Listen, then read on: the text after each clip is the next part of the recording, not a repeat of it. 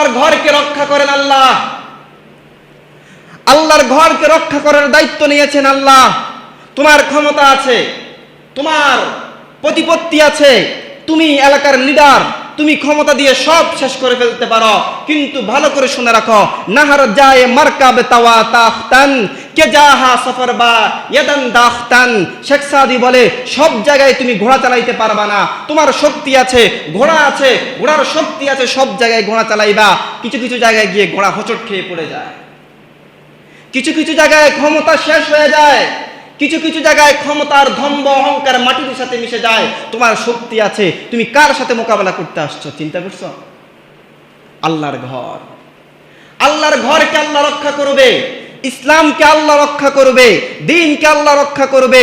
মক্কার আবু জাহেলরা মুহাম্মাদের উপর অত্যাচার করেছে, মুহাম্মাদের উপর জুলুম করেছে, আল্লাহ সান্ত্বনা দিয়ে বলেন আলাম ইয়াজআল কাইদাহুম ফি তাদলিল।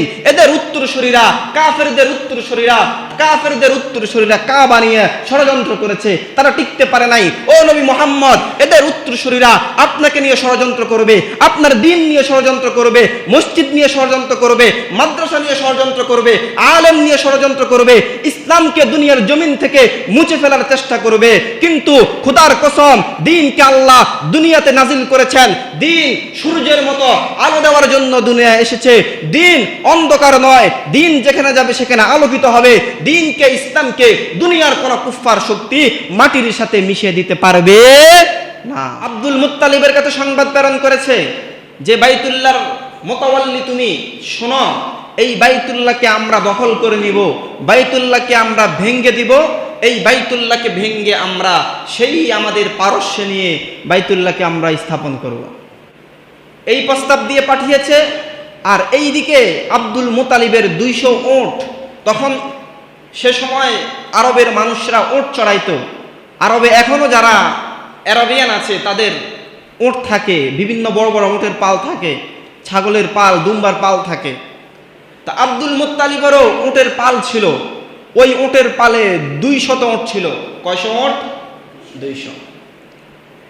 এরা কি করছে?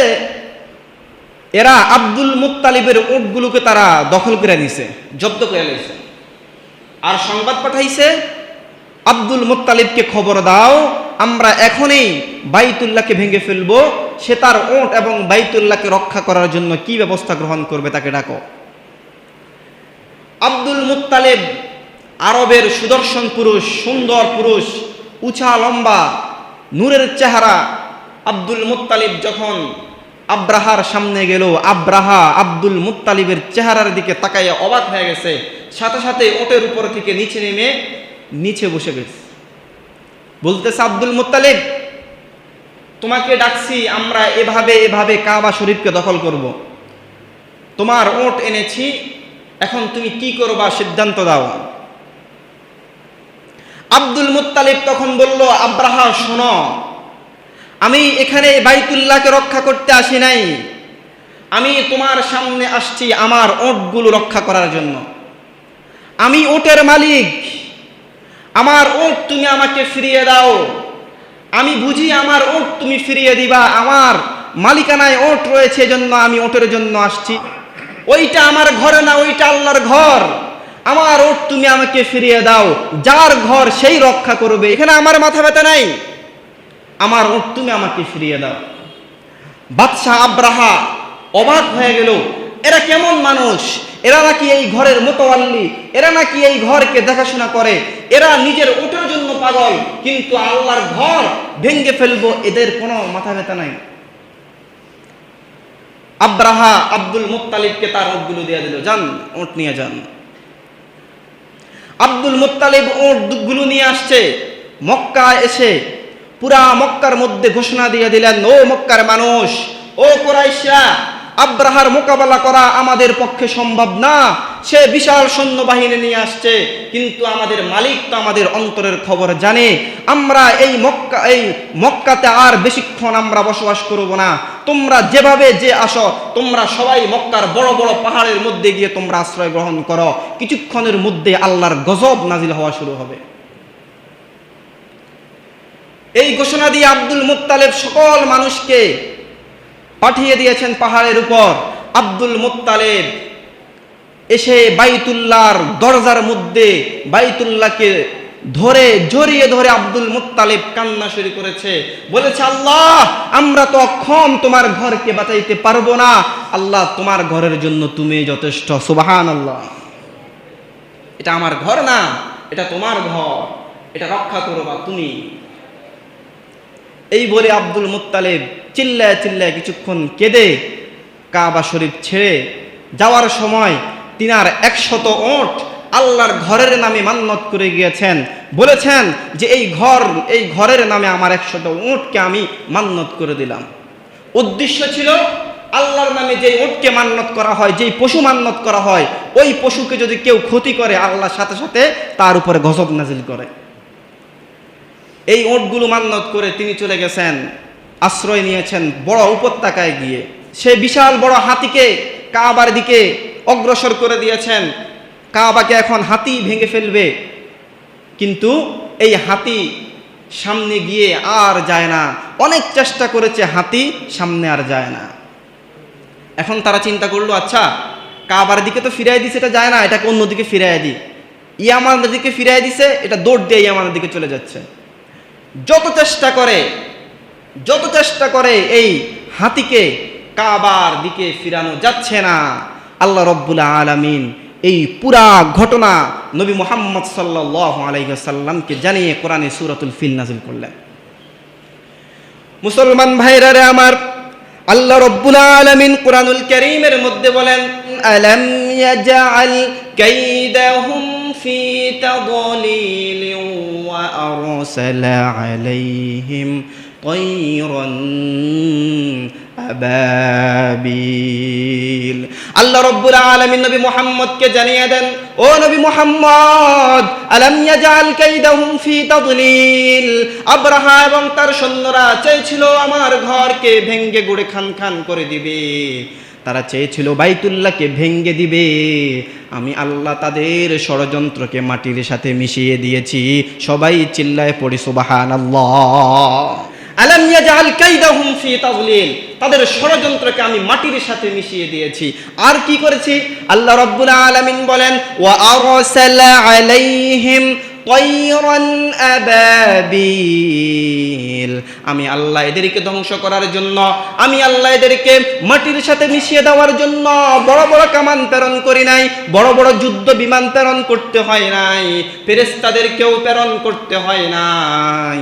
আমি আল্লাহর ঘরকে যারা ধ্বংস করতে আসছে, ছোট ছোট পাখি দ্বারা আমি আল্লাহ তাদেরকে দুনিয়া থেকে খতম করে দিয়েছি। সুবহানাল্লাহ। ওয়ারসালা আলাইহিম তায়রান আবাবিল। আল্লাহ বলে এক ঝাঁক পাখি এদের উপরে পাঠিয়েছি। তাফসীরের কিতাবের মধ্যে লেখেন, একটা পাখির মধ্যে 3টা পাথর ছিল, ছোট ছোট পাথর। একটা ছিল পাখির মুখে, আর 2টা পাখির 2 পায়ের মধ্যে ছিল। এই পাখিগুলো আসমান থেকে এক একজন সৈন্যকে লক্ষ্য করে শুধু পাথরগুলো প্রেরণ করছে তাদের মাথার উপর। মাথা দিয়ে ঢুকে তাদের পায়খানার রাস্তা দিয়ে সেই পাথরগুলো তাদের নাড়ি বুড়ি সব কিছু নিয়ে বের হয়ে গেছে। সুবহানাল্লাহ। আল্লাহর ঘরকে রক্ষা করেন আল্লাহ,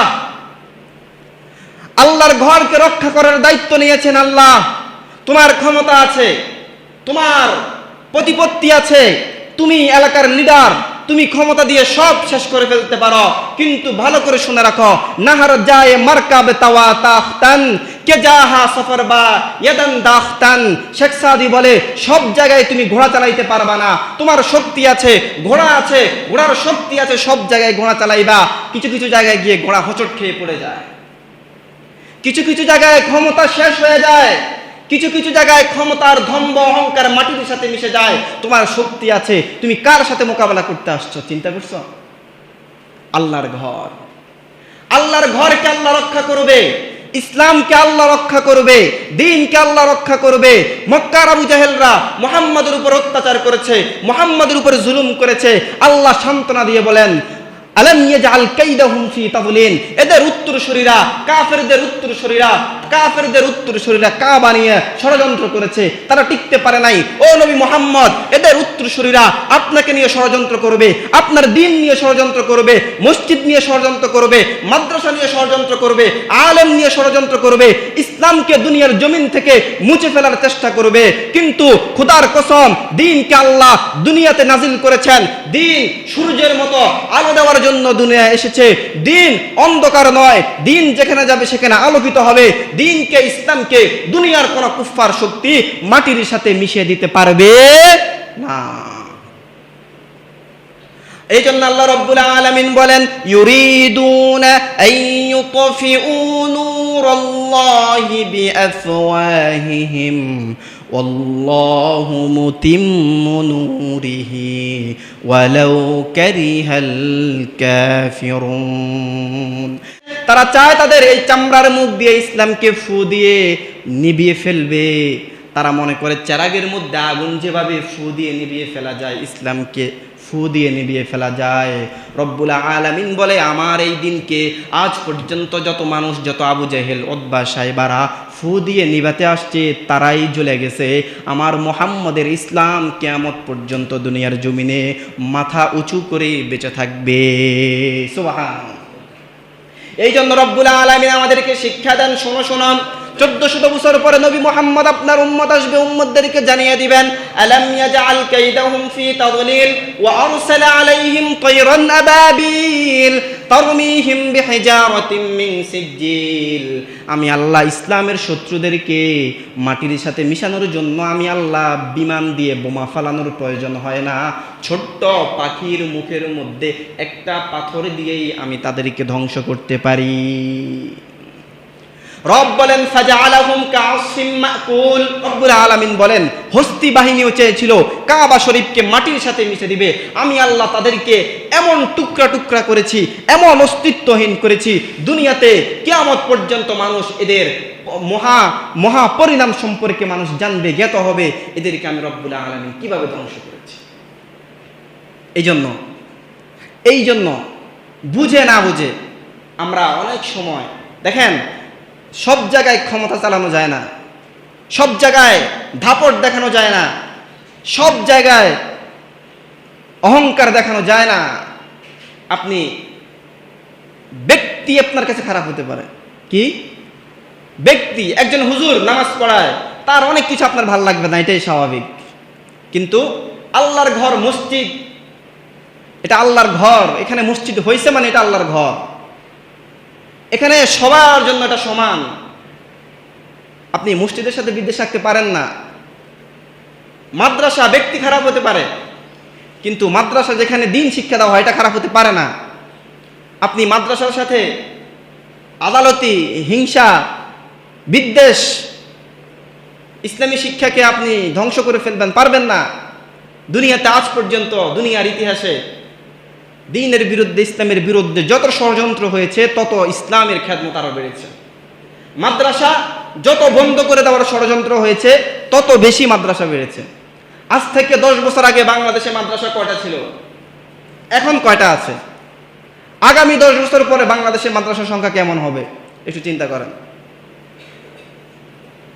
এই জন্য আল্লাহ বলেছেন, ইউরিদুনা আন ইউতফিউ নূরাল্লাহ, এগুলো হলো নূর, এগুলোকে আল্লাহ চায়, আল্লাহ দুনিয়ায় দিয়েছেন দুনিয়াকে আলোকিত করার জন্য। আল্লাহ যে চেরাগ দুনিয়ায় জ্বেলেছেন, ওই চেরাগকে বন্ধ করার মতো শক্তি দুনিয়ার কোনো অপশক্তির নাই। মসজিদ ভাঙতে আসতে শেষ হয়ে গেছে দুনিয়াতে এই দুইটা জিনিস, বিশেষ করে মসজিদ আর মাদ্রাসা, এখান সাথে যারাই লাগতে আসছে, যারাই টক্কর দিচ্ছে, এরাই ধ্বংস হয়ে গেছে। আপনি ইতিহাসের দিকে তাকান, এগুলো হলো সেন্সিটিভ জায়গা, সূক্ষ্ম জায়গা, এগুলোর সাথে পারা যায় না, কারণ এগুলো চলে, এগুলো এমনি। একটা প্রতিষ্ঠান, একটা মসজিদ ধরেন, কি না লাগে, একটা পরিবারে যা লাগে এখানে তার থেকে বেশি জিনিস লাগে, কিন্তু চলতে আছে। কেমনে চলে? বাংলাদেশে এমনও মসজিদ আছে প্রত্যেক মাসে 2-2.5 লাখ টাকা মসজিদের পিছনে খরচ হয়, মসজিদের নিজস্ব কোনো সম্পদ থাকে না, এগুলো চলে কেমনে? এমনও মাদ্রাসা আছে, এক মাদ্রাসা প্রতি মাসে 15 লাখ, 20 লাখ, 30 লাখ, 40 লাখ টাকা খরচ হয়, নিজস্ব কোনো পয়েন্ট থাকে না, এগুলো চলে কেমনে? এগুলো চালায় আল্লাহ। কে চালায়? আল্লাহ চালায়। আল্লাহর ঘর, নবীর ঘরকে আল্লাহ চালায়। এগুলোর সাথে যারাই টক্কর লাগতে আসে, যারাই এগুলোর সাথে আদালতে রাখে, যারাই এগুলোর সাথে হিংসা রাখে, তারাই ধ্বংস হয়ে যায়।